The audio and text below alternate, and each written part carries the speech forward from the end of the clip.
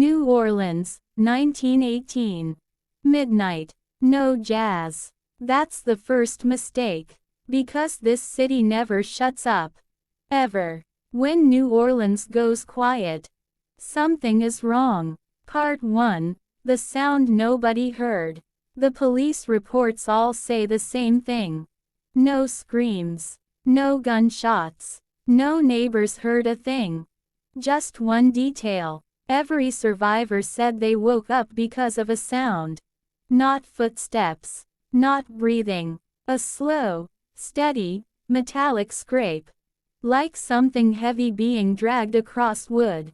And then, nothing. Silence so loud it felt like pressure in the ears. That's when people realized. Right finger whoever he was. Right finger he was already inside. Part 2. The axe was never his. Here's what messed the cops up. The axe. It didn't belong to the killer. Every single time, it came from inside the house.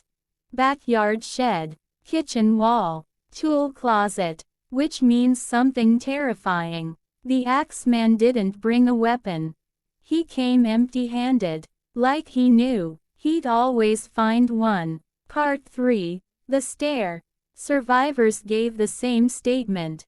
Different homes. Different nights. Same detail. They said the attacker didn't rush. Didn't panic. Didn't talk. He just stood there. Watching. Like he was memorizing the room. Like he wanted them to wake up. Second twist. He wanted to be seen. Part 4. The letter that changed everything. Then came the letter. Printed in the newspaper. Not hidden. Not secret. Public. The Axeman called himself a demon. Said he answered to no law. No jail. No God. Then he made the promise. On Tuesday night at 12:15. Play jazz. Or I will visit you. The city laughed. Then someone asked a question that killed the laughter. Right finger. How does he know who's playing music? Part 5. Jazz night, the longest night ever. Tuesday came. 12:15 hit. And New Orleans lost its mind. Music everywhere. People who hated jazz turned radios on. Churches played records. Kids banged spoons on pots.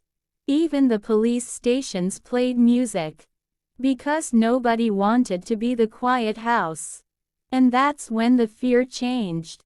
Because the city realized something worse than being loud. Right finger being the only quiet place on the block. Part 6. Nothing happened. No attacks. No deaths. No screams. The Axeman kept his word. Which terrified the city more than if he hadn't. Because now everyone knew. Right finger he wasn't guessing. Right finger he wasn't bluffing. Right finger he was listening. Part 7. The house that played jazz and still got hit. Weeks later. One house did everything right. Music on. Lights on. People awake. Still attacked. No one died. But something was different. The survivor said. The music was playing. But he stood there like he didn't hear it. Fourth twist. What if the Axeman wasn't checking for sound? What if he was checking for obedience? Part 8. The map that should not exist. Years later, historians mapped the attacks. And someone noticed something impossible. Every house was near streetcar lines, late-night routes, areas with steady foot traffic. Never dead ends. Never quiet back streets. He didn't stalk randomly. He moved like someone who belonged outside at night. Someone invisible. Part 9. The scariest theory. Here's the part nobody likes to talk about. What if the Axeman wasn't one man? What if he was any man? A city full of unlocked doors. A city that trusted the night. A city distracted by music. What if the fear was the point? Because once the story spread, every noise sounded dangerous. Every shadow felt closer. Every silence felt personal. And that's the real horror.